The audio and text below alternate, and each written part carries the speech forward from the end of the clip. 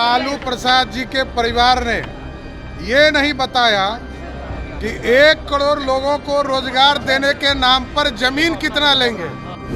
बिहार की सत्ता में रहे और उस वक्त कैसे नौकरियां बांटी गईं, ये हम में से किसी को बताने की जरूरत नहीं है। जिसके पास कुछ सलाहियत नहीं है तो 1000 प्रकार की बातें कर सकता है। जीतन राम मांझी ने एक तरफ से पूछ ही लिया कि क्या अमेरिका को भारत में मिला लेंगे, हवा में पहाड़ उड़ा देंगे या समुद्र का सारा पानी मीठा कर देंगे, सूरज को पश्चिम से उगा देंगे।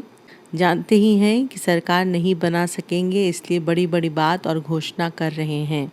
वो है क्या की बातें करेंगे। जिसके पास कुछ सलाहियत नहीं है तो 1000 प्रकार की बातें कर सकता है।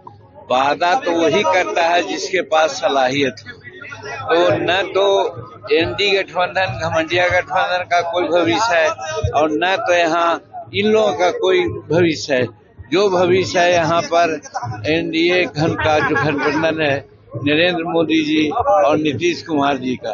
तो ये लोग वादा कर सकते हैं, ये लोग कर सकते हैं, वो लोग तो झूठों मूठों अनेक बात बोल सकता है, उसका कोई जनता में प्रभाव नहीं है। चिराग पासवान ने कहा कि क्या इस बार इनका इरादा 1 करोड़ लोगों से नौकरी के बदले जमीन लेने का है। 1 करोड़ लोगों को नौकरी देंगे, अग्निवीर समाप्त होगा। भाई अगर 1 करोड़ लोगों को नौकरी ये दे सकते हैं तो एक लंबे समय तक इन्हीं के परिवार के लोग बिहार की सत्ता में रहे और उस वक्त कैसे नौकरियां बांटी गईं, ये हम में से किसी को बताने की ज़रूरत नहीं है। चुनावी समय में वादे बड़े बड़े किए जाते हैं, बातें बड़ी बड़ी कही जाती हैं, पर हकीकत जब खुद सत्ता में आते हैं तो उसके बाद पता चलता है, फिर बहाने बनाए जाते हैं। फिर कहा जाता है कि हमने गठबंधन की सरकार नहीं तो अपनी सरकार के लिए कहा था।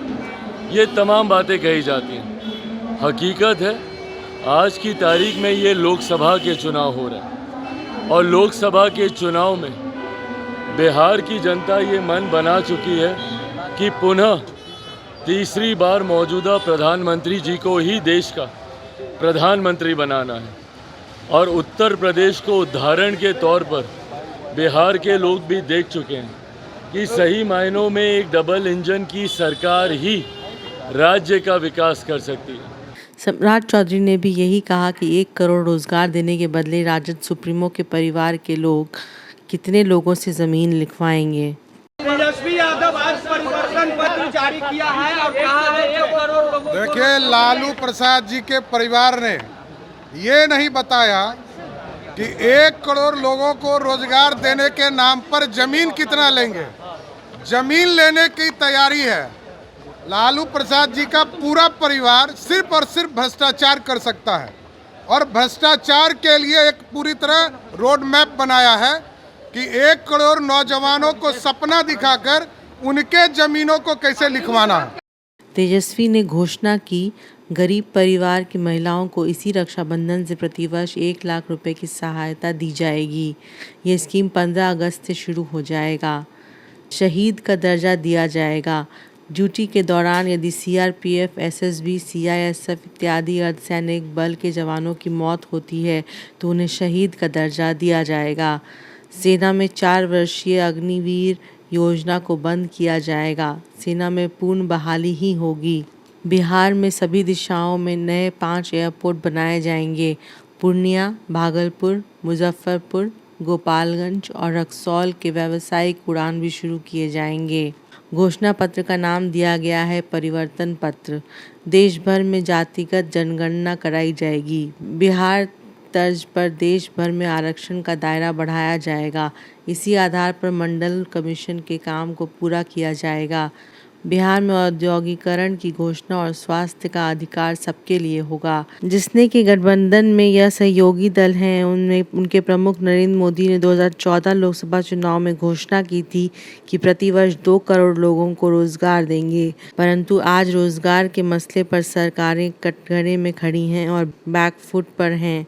इस समय विपक्ष रोजगार की घोषणाएं कर रहा है। 1 करोड़ नौजवानों को नौकरी, सरकारी नौकरी हम लोग देने का काम करें। 1 करोड़ नौकरी